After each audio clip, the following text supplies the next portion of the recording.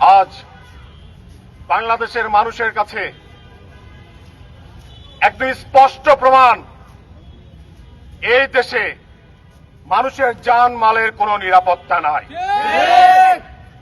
আজ হাদি হত্যার বিচারহীনতার 27 থেকে 28 দিন হয়ে যাচ্ছে, এখন পর্যন্ত আমাদের ভাইয়ের খুনিকে এই ইন্টারিম গভর্নমেন্ট ধরতে পারে নাই।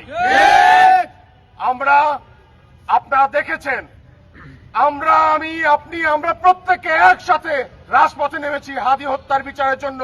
আজকে 28 দিন ধরে আমাদের ভাইরা এই রাজপথেই আছে, তারা বিচার চেয়ে যাচ্ছে, কিন্তু আমরা এখন পর্যন্ত বিচার পাই নাই। কিন্তু আজকে আমরা প্রত্যেকটা দলকে বলেছিলাম, শুরু থেকে বলেছিলাম যে ভাই, হাদি শুধু সাধারণ মানুষের নয়, প্রত্যেকটা দলের, প্রত্যেকটা বলের, প্রত্যেকটা মানুষের কথা বলেছে আমাদের ওসমান হাদি।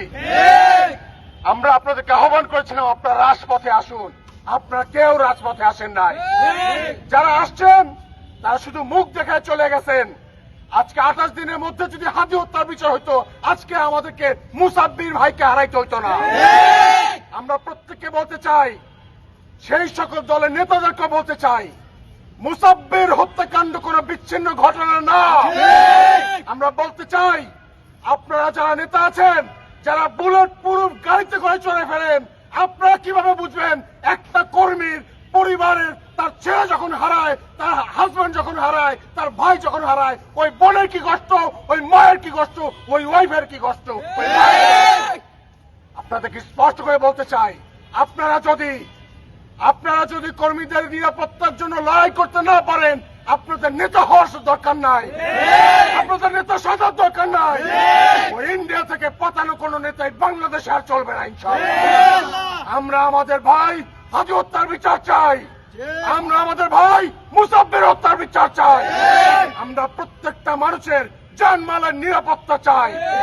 ইন্টারিমকে প্রত্যেকটা নাগরিকের, প্রত্যেকটা ভোটারের, প্রত্যেকটা মানুষের জানমালের নিরাপত্তা নিশ্চিত করতে হবে।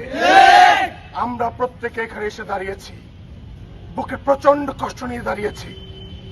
আমরা হেরে যেতে এখান থেকে আসি নাই, রাজপথে যখন আমরা নেমেই গেছি, রাজপথ যেহেতু আমাদের নির্বাচন করে ফেলেছে, রাজপথ যখন আমাদের টেনে এনেছে, এই রাজপথেই ওই খুনিদের বিচার নিশ্চিত হবে ইনশাআল্লাহ।